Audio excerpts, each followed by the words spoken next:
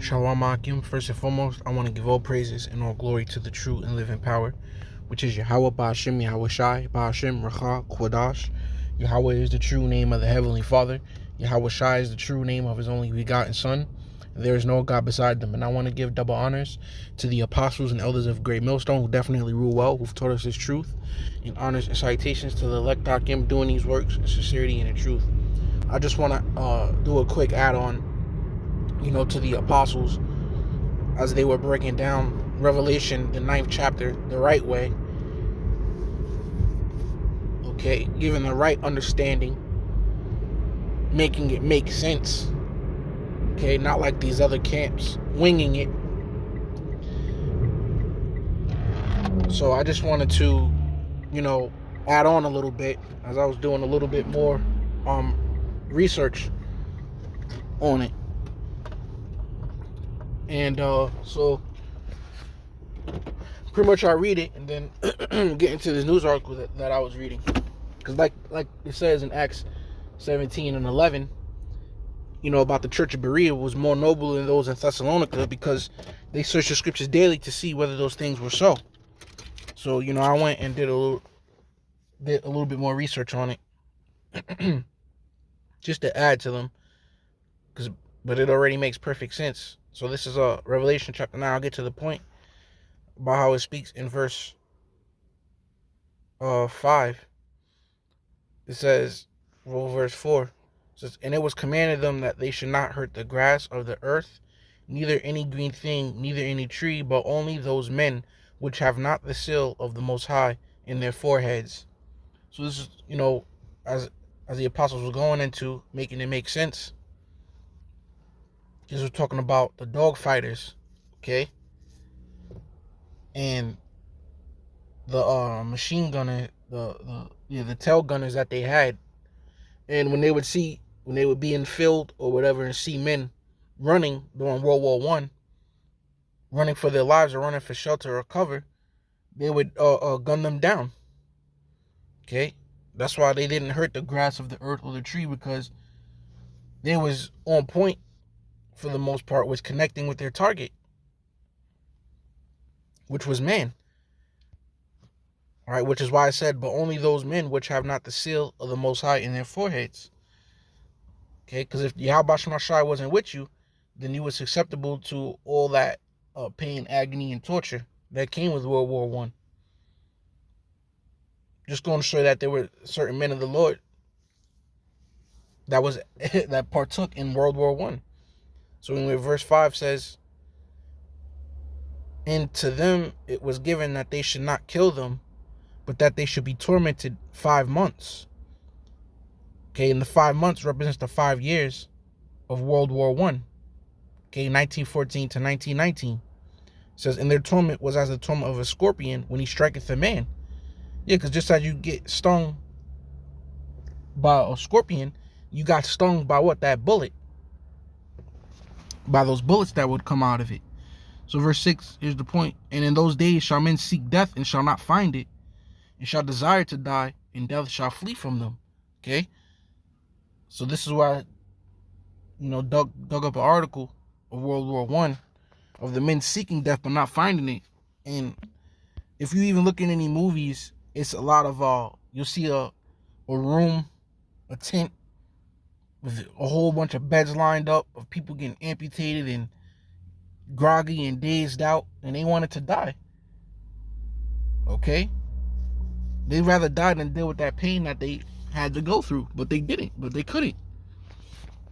They would get amputated and still be alive. So it says how World War I revolutionized medicine. It says advances during the first mass killing of the 20th century have saved countless lives since. So since then, they've gotten better with their medicine. But at that time, they didn't have all that great medicine, man,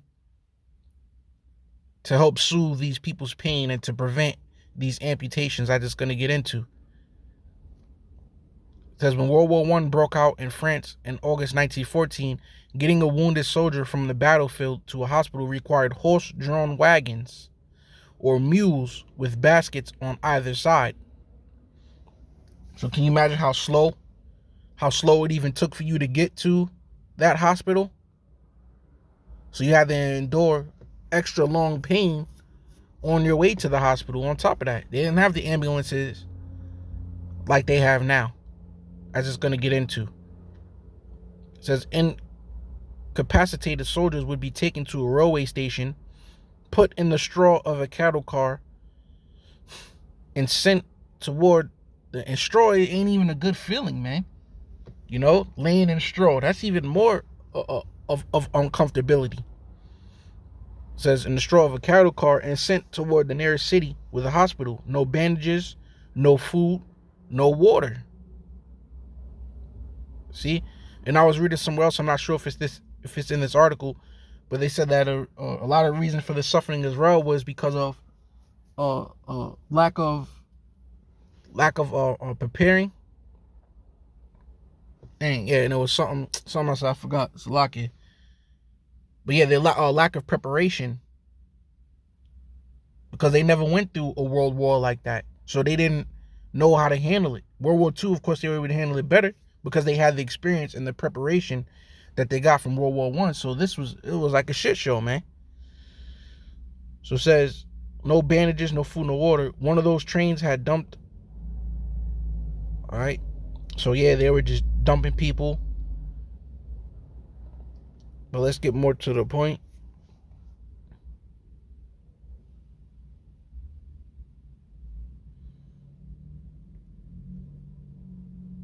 All right, Salakia. All right, so I'll read right here. It says medicine in World War I made major advances in several directions. The war is better known as the first mass killing of the 20th century, with an estimated 10 million military deaths alone. But for the injured, doctors learned enough to vastly improve a soldier's chances of survival. So they were learning as they were going. It says they went from amputation as the only solution to being able to transport soldiers to hospitals, to disinfect their wounds, and to operate on them to repair the damage wrought by artillery. Ambulances, antiseptic, and anesthesia, 3 elements of medicine taken entirely for granted today, emerged from the depths of suffering in the First World War. So all these things came after the First World War, when they finally learned how to be able to deal with the next one, to where they don't have to lose as much men. All right, as I said, they didn't have at the time the ambulances, the antiseptics, or the anesthesia, you know, which the ambulances make you able to get there quicker. A lot of people say that if you would have just, you know, even people that might have a stroke or something, and you see the signs, and they say, if you just got here an hour earlier, we could have did this, or we could have did that, and it could have prevented this and that. So the ambulances made a whole lot hell of a difference today and age than as they didn't have it before with their sufferings, man. So this is going into why the people wanted to die, you know, but they couldn't. It says antiseptics, which is what? Medicine to clean. It's pretty much disinfected medicine, man, to stop diseases from spreading in you before they even can. They didn't even have that at that time. So when as it gets into this article, it may get into it. Yeah, they didn't even have that at the time. So if somebody got their damn leg blown off in a muddy, mucky trench, all that muckiness water getting in their insides was spreading disease all throughout them, man. And they had to suffer with that. They didn't have the antiseptic at the times. And even if they did have it without the ambulances, they wouldn't even been able to get there in time. So it all goes hand in hand, man. And the news article even mentions that, well, this article is not a news article, but it even mentions that a lot of the amputations actually came from disease. There was amputating left and right because they didn't have these antiseptics at the time. You know, they had them, but they weren't proven yet. And through lack of preparation, they wasn't even able to get them out. Says anesthesia, which they didn't have that either. Okay? And they had morphine. They had the morphine. But today, as I'll search it here, can morphine be administered before surgery? It says morphine injection is used to relieve moderate to severe pain. It may also be used before or during surgery with an anesthetic.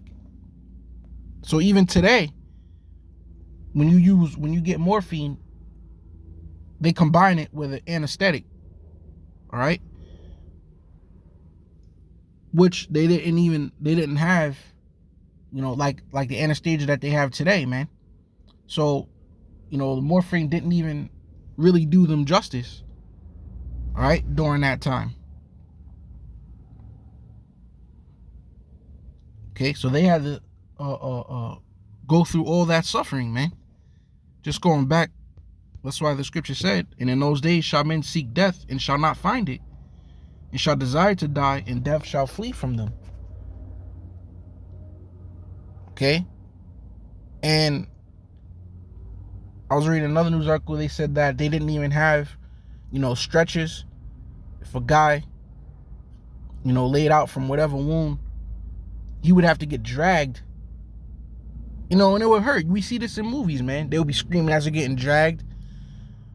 Whereas today, they would put you on that stretcher and it would have less pain for you. So this is, like the apostles went into, man, making it make sense. This is certainly talking about World War I, man. It says, in the early stages of the war, especially within 6 weeks, 300,000 French soldiers were wounded, and as competent surgeons were not to be had for more than a minority, an appalling number of needless amputations were made. See?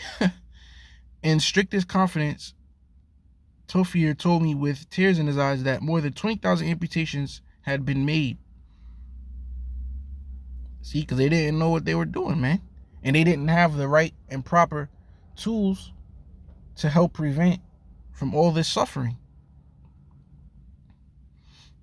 So the key dilemma was that doctors had no effective antiseptic to kill the rampant bacteria such as Clostridium perfringens, which causes the rapid necrosis known as gas gangrene. The soldiers lived in the filth of the trenches, and if they were wounded, their injuries were immediately corrupted with it. Theodore Touffier, a leading French surgeon, testified in 1915 to the Academy of Medicine that 70% of amputations were due to infection, not to the initial injury. See, so that's pretty much it, man. You can continue to read on, but as you can see, because of their lack of preparation and their inexperience, a lot of people were suffering, man. A lot of them were suffering, man. They didn't have ambulances. They didn't have antiseptics. They didn't have anesthesia, okay, to soothe their pain, to stop diseases. So it was a whole bunch of damn amputations going on, man. And they were surviving and living through it. Like the apostle said, all they had was alcohol, bite down on something to deal with all of that, man. So just, just digging it further, man. The point has been already made, with the apostles, but it just makes a whole lot of sense. Low one is edifying, and I'm going to say shalom.